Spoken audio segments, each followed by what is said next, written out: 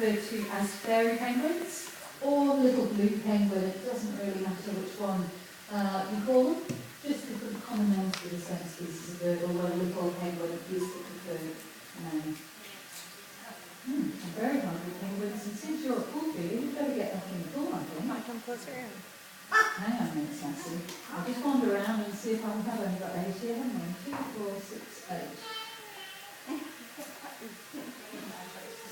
Sorry, drip to penguins. Come closer enough. You all know exactly where the penguins are hiding, don't you? But you just want to watch me look looking silly. I know. Right, last one. So it's Piggy and his partner Jerry hiding in bed. So little penguin, their preferred common name, very sensible since they are the world's smallest of the penguin species. The ones you see here are well and truly fully grown, so they are very tiny. Our youngest two birds are Sassy and Nemo. Sassy's obviously given up on me. He was the one calling to me and asking to be fed.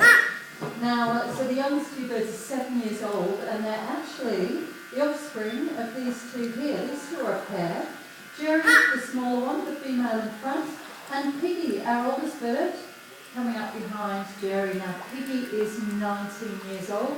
She's the oldest bird we have here, and 19, as you can probably appreciate, is a very good age for a little penguin. And you're not going to climb up the rock, are you? Because you're too old and too sedate.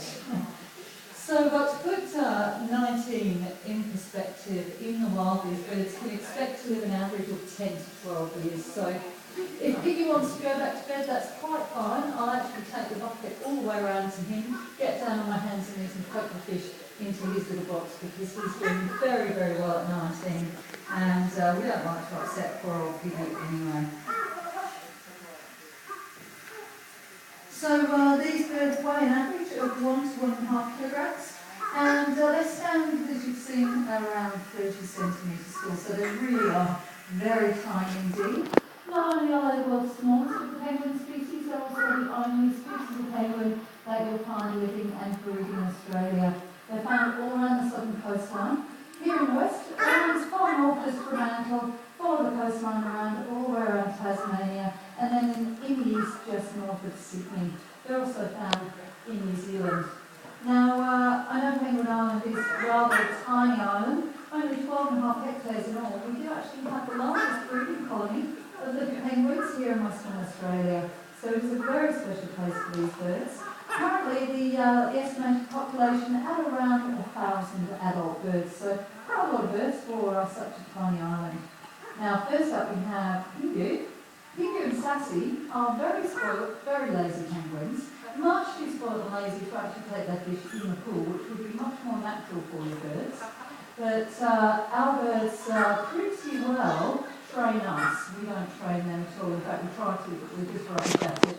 To train these little birds, it does mean you have to make them go hungry. Everything revolves around food, around meal times, and the only way we can actually get them to take food in the fish in the pool, is to make them go hungry. And it's rather difficult when they're so sweet and they come up to the bucket and ask for fish.